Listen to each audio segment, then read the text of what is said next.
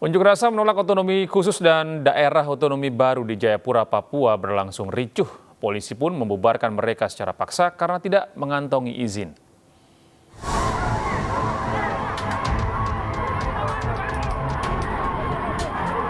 Kericuan terjadi di Jayapura saat pendemo yang tergabung dalam petisi rakyat Papua enggan dibubarkan polisi Selasa pagi. Mereka berunjuk rasa untuk menolak Kursus Delik 2 dan daerah otonomi baru. Polisi pun terpaksa menggunakan water cannon untuk mencegah massa berdemo ke kantor DPRD Papua. Alasannya, para pendemo tidak mengantongi izin. Di AB dengan Heram ada beberapa lokasi, mulai dari Heram dari wilayah Perumnas ya 3 sampai Perumnas 1, kemudian juga Expo, Mega Waena, yang dibubarkan, dan kami bubarkan di semua titik itu tadi, termasuk yang di AB mulai dari Kamkei, dan juga di saat ini yang di Uncen AB juga dibubarkan. Aparat kepolisian pun berjaga di sejumlah titik yang menjadi lokasi berkumpulnya massa pendemo, seperti wilayah Expo Waena, Perumnas 2, Auditorium Uncen Bawah, dan lingkaran AB. Dari Jayapura, Papua, Omega Badkorum Bawah, iNews melaporkan. Pemirsa, 4 orang meninggal dunia dalam kecelakaan yang dialami sebuah mobil travel di jalur Pantura, Subang, Jawa Barat. Mobil travel naas ini ditabrak bus saat berputar arah, kemudian kembali ditabrak oleh truk dari arah berlawanan.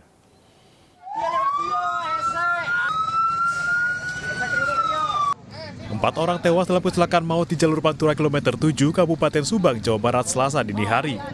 3 orang tewas di tempat dan 1 lainnya meninggal dunia usai sempat dirawat di rumah sakit. Sementara korban luka-luka masih dirawat. 8 korban dirawat di rumah sakit PMC dan 2 lainnya di RSUD Subang. Seluruh korban luka maupun meninggal dunia mendapat biaya perawatan dan santunan dari Jasara Harja. Untuk seluruh korban yang dirawat di rumah sakit dan seluruhnya terjamin oleh Jasara Harja. Untuk korban meninggal dunia sudah kami koordinasikan dengan Jasa di Tegal, yang mana sedang dilengkapi persyaratan dan keabsahan ahli warisnya.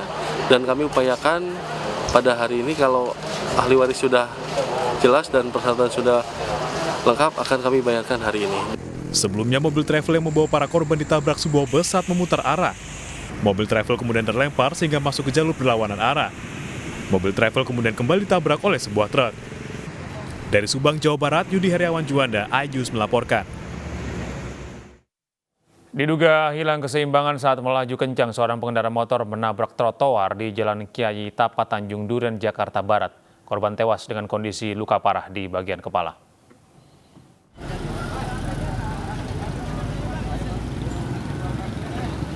Sejumlah pengguna jalan dikejutkan dengan peristiwa kecelakaan tunggal di Jalan Kiai Tapa, Tanjung Duren, Jakarta Barat. Seorang pengendara motor asal Sukabumi, Jawa Barat bernama Eriana, 26 tahun, tewas mengenaskan akibat luka parah di bagian kepala. Menurut saksi mata, korban mengendarai motor metik melaju kencang dari arah Grogol menuju Roksi. Nyambung, tiba-tiba malah kayak pecah. Nah, udah gitu nggak taunya pas saya lihat motor tabrak trotoar. Nah, udah gitu motornya itu langsung jungkir balik, orangnya langsung jatuh. Petugas kepolisian unit Laka Lantas Jakarta Barat yang tiba di lokasi langsung melakukan olah TKP kejadian perkara. Jasad korban kemudian dievakuasi ke RSUD Tangerang untuk diotopsi. Dari Jakarta, Miftahul Gani, iNews melaporkan. Bus pariwisata yang membawa rombongan wisatawan dari Majalengka menabrak tiang listrik hingga roboh di Gunung Kidul, Yogyakarta. Kejadian ini juga mengakibatkan aliran listrik di sekitar lokasi kejadian padam. Kecelakaan tunggal terjadi di jalur lintas selatan Planjan Sabtosari, Gunung Kidul, Yogyakarta. Bus pariwisata yang dikemudikan Kardiman hilang kendali dan keluar jalur hingga menabrak gazebo dan tiang listrik di bahu jalan. Akibat kejadian tersebut, 1 tiang listrik dan 2 tiang internet roboh ke tengah jalan, sehingga membuat kabel berserakan dan aliran listrik padam seketika. Bus membawa rombongan dari SMP Majalengka, Jawa Barat menuju ke Pantai Drini, Gunung Kidul. Tiba-tiba tadi kok langsung hilang kendali ke kanan, begitu saya mau ke kiri lagi sudah tidak bisa lagi.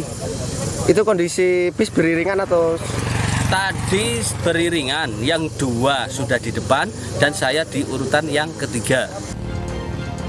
Petugas kepolisian dibantu warga melakukan evakuasi bus serta mengatur lalu lintas mengingat jalur tersebut merupakan jalur utama menuju pantai.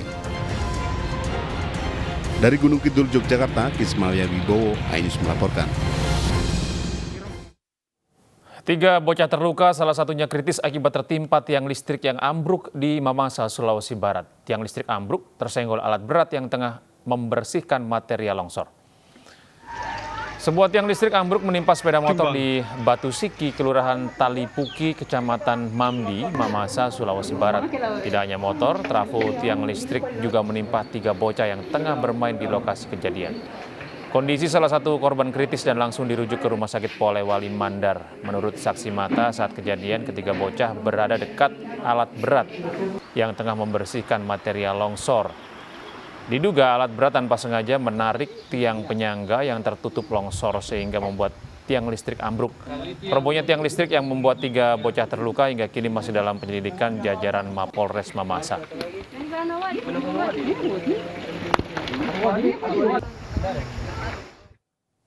Diduga tak bisa berenang, seorang bocah berusia 9 tahun tewas tenggelam di Sungai Pancer, Lumajang, Jawa Timur.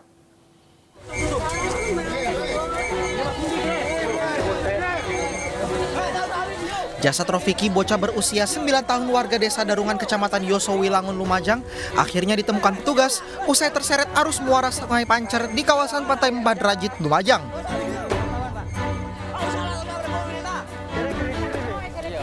Peristiwa ini berawal saat korban yang selesai mandi di pantai bersama ayah dan ibunya berniat membersihkan diri dengan mandi di sungai. Naas, korban yang diduga tidak bisa berenang terseret arus sungai.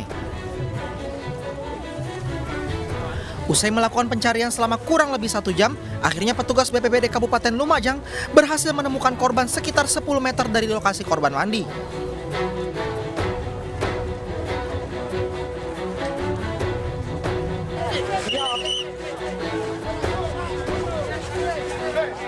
Sementara itu mengetahui putranya ditemukan meninggal dunia, ibu korban langsung pingsan.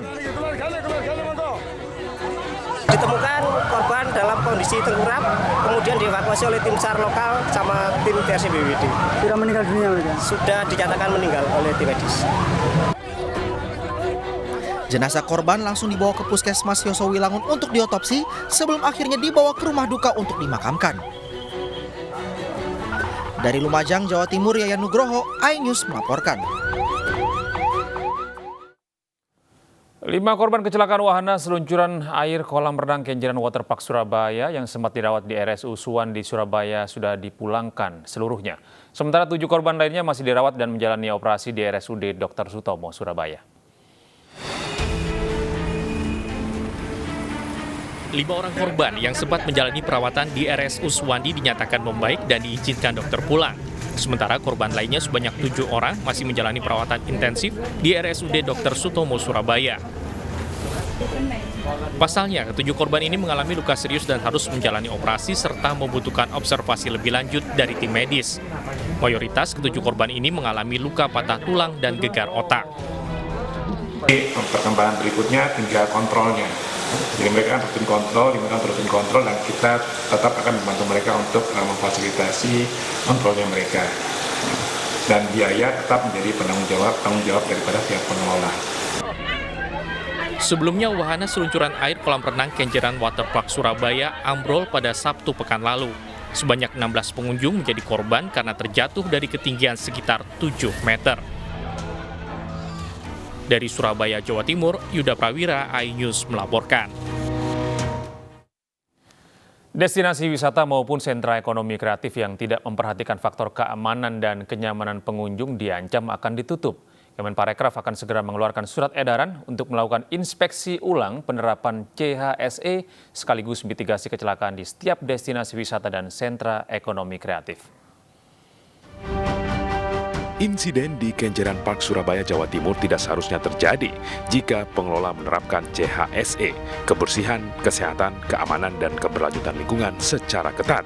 Peristiwa yang mengakibatkan sejumlah wisatawan mengalami luka-luka ini mendapat perhatian serius dari Menparekraf Sandiaga Uno.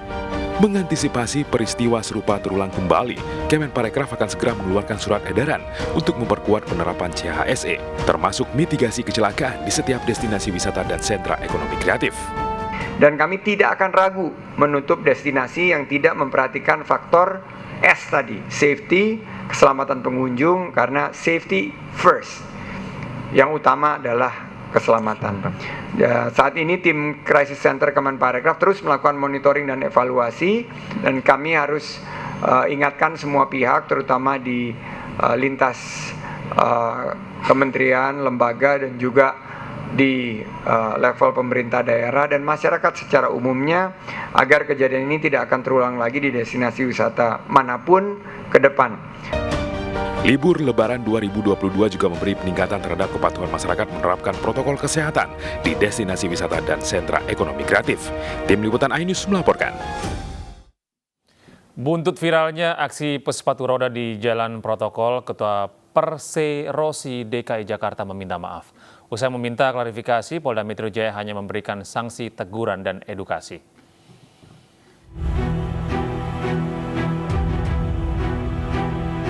Subdit Gakum di Telantas Polda Metro Jaya menindaklanjuti viralnya aksi pesepatu roda yang meluncur bebas di Jalan Protokol Ibu Kota.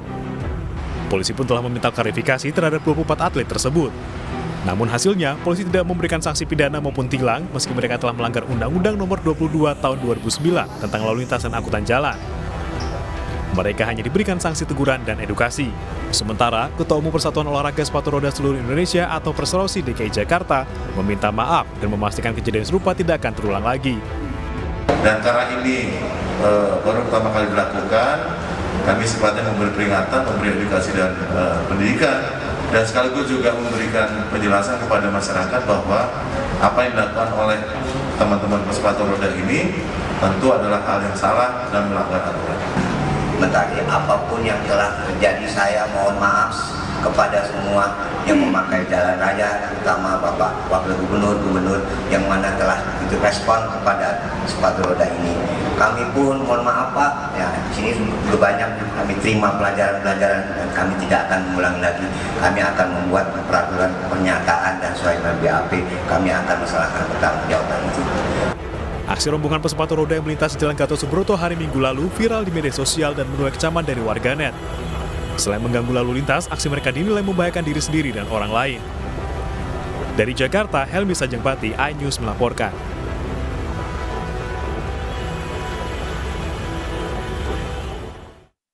Kolonel Priyanto mohon maaf kepada keluarga korban sejoli yang tewas saat tengah menjalani sidang lanjutan di Pengadilan Militer Tinggi 2 Jakarta. Terdakwa juga meminta maaf telah mencoreng nama baik Kesatuan TNI Angkatan Darat.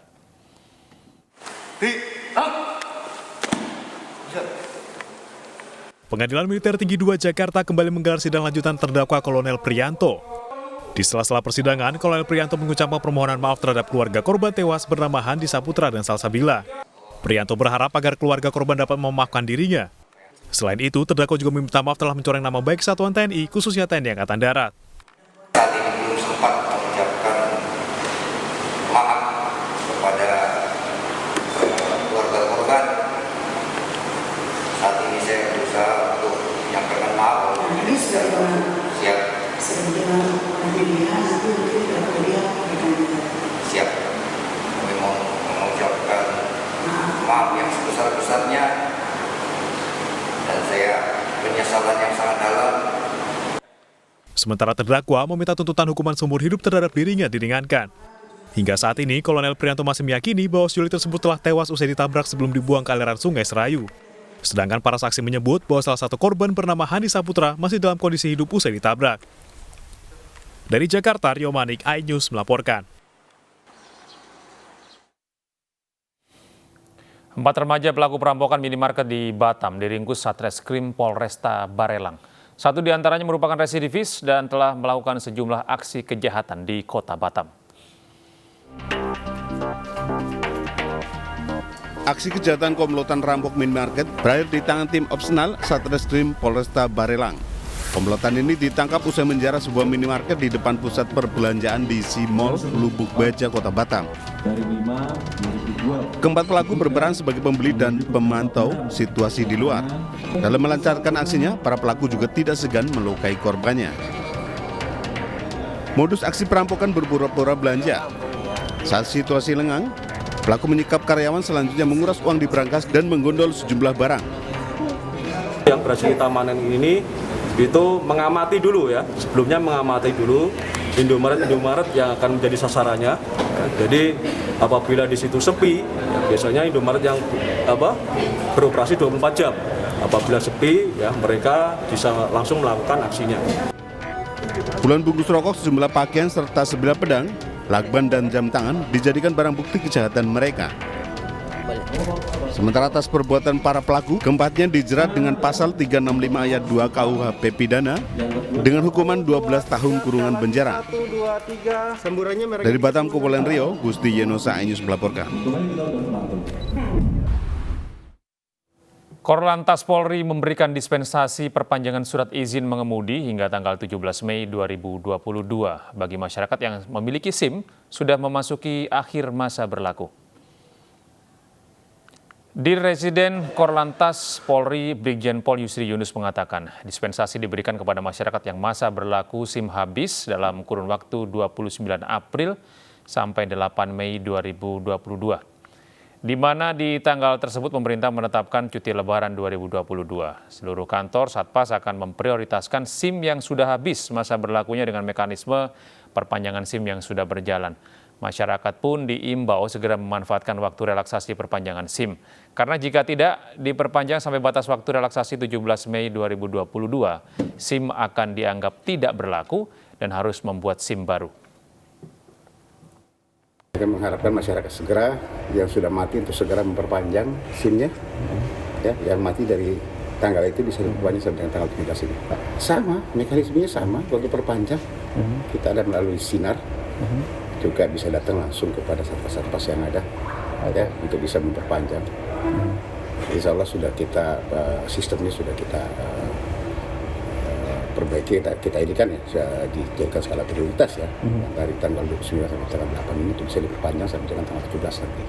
Habis setelah Antusiasme pemudik 2022 sangat tinggi setelah 2 tahun mendapatkan larangan mudik. Dan untuk mengantisipasi lonjakan kendaraan pemudik, pihak kepolisian menerapkan kebijakan skema rekayasa lalu lintas one way untuk mengurai kemacetan yang akan terjadi. Kebijakan ini dinilai sangat membantu perjalanan para pemudik menjadi lancar. Para pemudik mengucapkan terima kasih kepada pemerintah, khususnya kepolisian dan masyarakat yang terkena imbas dari one way karena sudah memaklumi. Nah, jadi setelah diberlakukan one way, nah itu sangat membantu sekali. Dan kami sebagai pemudik itu merasakan bahwa manfaatnya itu benar-benar terasa bahwa kami tidak jalannya lebih lancar dan tidak perlu ada stuck di jalan gitu, Pak. Ya, kami sangat mengapresiasi bahwa dari pihak polisi dan instansi terkait bahwa ini sudah terkoordinasi dengan baik, Pak. Jadi ini sudah baik dan kami harap untuk lebih ditindaklanjuti, jangan sampai terjadi seperti tahun-tahun sebelumnya begitu, Pak. Jadi ya saling memaklumin kalau saya, Pak ya. Jadi untuk kedepannya ya kita lebih bisa memilih, memanage waktu. Kapan kita harus berangkat, kapan kita harus pulang, dan harus memperkirakan ya selalu ya mencari informasi ya di News TV lah, Pak. Dengan adanya one way kerasa banget ya bedanya ya. Kita jalannya jadi lebih lancar, udah gitu nggak ada hambatan, tapi nggak seperti kalau nggak ada one way, itu aja sih. Saya mengucapkan terima kasih ya buat pemerintah, khususnya kepolisian, dinas perhubungan dan instansi yang terkait ya, dengan sangat membantu. Terus terang emang sangat ngebantu banget dengan adanya one way ini gitu kan. Ya kita bisa jadi lebih cepat lah pulangnya gitu, lancar. Oh iya, saya ngucapin Terima kasih banget nih buat warga yang terkena dampak sudah memaklumi, ya kan, sudah memaklumi ya setahun sekali ya lebarannya gitu kan. Udah gitu apalagi ya mohon maaf sudah jalannya agak terganggu di sekitar rumahnya atau sekitar tempat tinggalnya. Gitu. Dari Jakarta, Ayu Pratiwi, Irfandi, Rizky Ihwal, iNews melaporkan. Meski libur lebaran usai, namun kegiatan vaksinasi di sejumlah titik keramaian wisata di Sleman dan Yogyakarta tetap berlanjut. Vaksinasi COVID-19 digelar di pos pengamanan operasi Ketupat Progo 2022, Ambarukmo Plaza, Sleman, di posko titik 0 km serta di posko parkiran Abu Bakar Al di kota Yogyakarta. Kegiatan vaksinasi dibuka sejak pagi hingga siang. Hasil kerjasama Badan Intelijen Negara, Daerah Istimewa Yogyakarta, Kepolisian, Dinas Kesehatan, serta Pemerintah Daerah Istimewa Yogyakarta. Kabinda DIY Brigjen Pol Andri Wibowo mengatakan semula kegiatan vaksinasi hanya digelar sampai tanggal 8 Mei. Lalu diperpanjang mengingat arus balik pemudik yang ternyata mundur. Selain menyasar wisatawan di objek-objek wisata di Jogja, vaksinasi juga menyasar masyarakat setempat.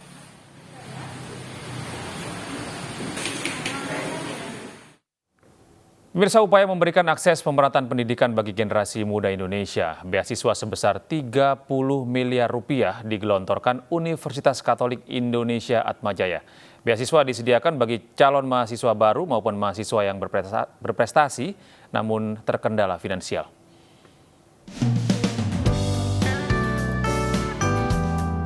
Beasiswa sebesar 30 miliar rupiah disediakan Universitas Katolik Indonesia Atmajaya bertepatan dengan peringatan Hari Pendidikan Nasional. Beasiswa ini diperuntukkan bagi calon mahasiswa baru maupun mahasiswa aktif dan berprestasi namun terkendala finansial. Pemberian beasiswa ini sebagai bentuk upaya dalam memberikan akses pemerataan pendidikan bagi generasi muda Indonesia agar dapat melanjutkan pendidikan ke jenjang yang lebih tinggi. Tahun ini nilainya 30 miliar itu dicetuskan sebagai perwujudan dari nilai inti kepedulian itu. Karena nilai inti adalah salah satu semangat para pendiri gitu. Jadi pendiri Atmajaya mendirikan Atmajaya ini dengan semangat kepedulian. Pemberian beasiswa ini juga sejalan dengan semangat Bapak Pendidikan Nasional Ki Hajar Dewantara yang bercita-cita untuk kemajuan pendidikan nasional, sekaligus bagian dari serangkaian kegiatan Disnatalis Unika Atmajaya yang ke-62. Dari Jakarta, Riki Anwardi, iNews melaporkan. Pemerintah memperpanjang pemberlakuan pembatasan kegiatan masyarakat di luar Jawa, Bali. Kebijakan ini diambil untuk mengendalikan penularan coronavirus setelah libur Lebaran.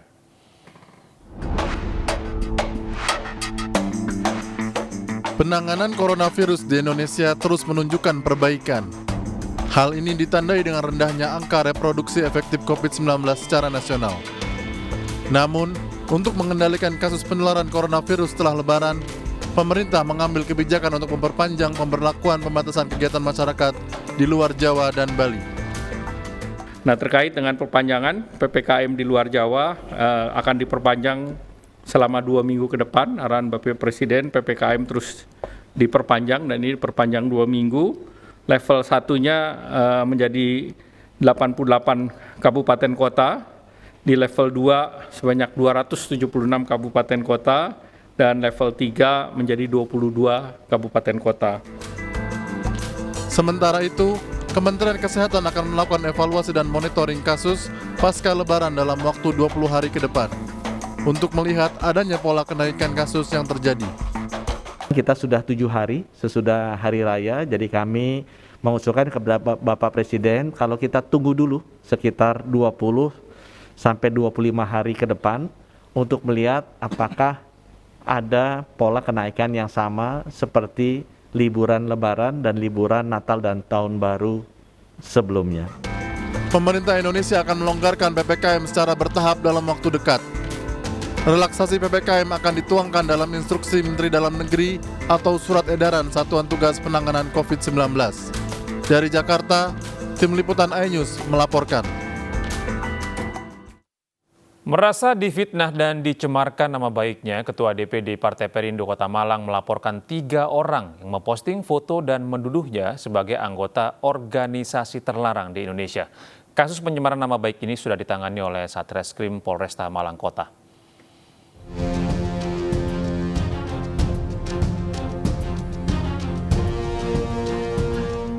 Ketua DPD Partai Perindo Kota Malang, Laili Fitriah Liza Minelli, melaporkan 3 orang berinisial AA, SSA, dan DDW yang diduga telah melakukan tindakan fitnah dan pencemaran nama baik.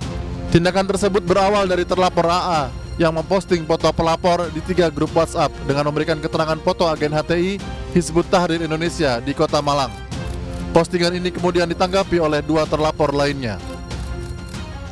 Tapi saya sangat dirugikan karena organisasi ini adalah organisasi terlarang, sedangkan saya mempunyai tanggung jawab sendiri terhadap organisasi yang saya pimpin sekarang. Itu kan hal yang sangat latar belakang yang sangat berbeda. Intinya Bu Nelly ini dianggap sebagai anggota HTI Enceng Malang.